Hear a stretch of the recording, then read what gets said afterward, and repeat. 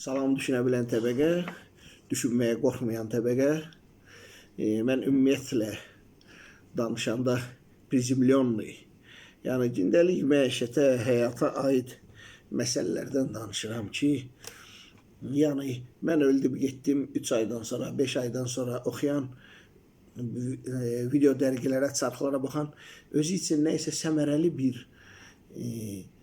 bir amal, bir mövzu tapsın, təskinlik verən yox, laylaya qoyan yox. Sırf işlək metod, səmərəli metod və sən kasıb varlı olmağından asılı olmayaraq beynini işlətməyi sevən insansansa, birinci iqtisadi azadlığı quracaqsan, nisbi də olsa, çünki iqtisadi azadlıq haqqında günlərlə, saatlarla danışmaqlar bu utopik bir şeydir.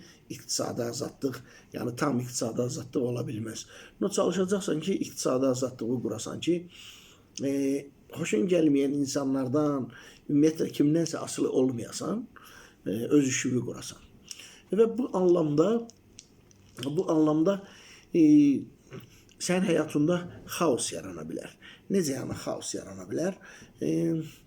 Sən əşya qədri, mal qədri bilənsən, sən daha çox geniş spektrdə insanlarla ünsiyyətdə olmaq istəyirsən, bunlar hamısı beynindən resurs aparan bir şeylərdir. İstəyir ailə olsun, övladlar olsun, dost olsun, auditoriya olsun. Bu günlər bir dənə kitabım var idi, 10 dənə kitabım var. Bunlar hamısı sənin beynində resurs aparan bir şeydir və beyin bu zaman quluklar verir. Quluklar verir. Adi məsələn üçün bir şey yazanda, status yazanda, SMS yazanda, məsələn kitab yazmaq istəmirsən, beyin artıq onu formalaşdırıb kitab kimi görsən ki, kitab yazmamısan, T hərfin unutmusan, kiyab yazmısan. Bu xırda quluklardır da, beyin onu artıq kitab kimi görür o mövzunu və əşyaların da elə, gündəlik işlərin də elə, beyin onu əlbəttə ki, düşünə bilən adamsansa, düşünməyi sevən adamsansa, beyin onu artıq özündə formalaşdırır kitab kimi.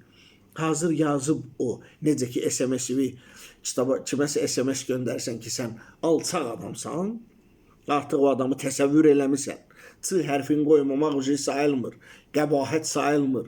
Əsas beyin onu formalaşdırıb ki, o alçaq adamdır. Yəni, xırda quluklara misal kimi deyirəm onu.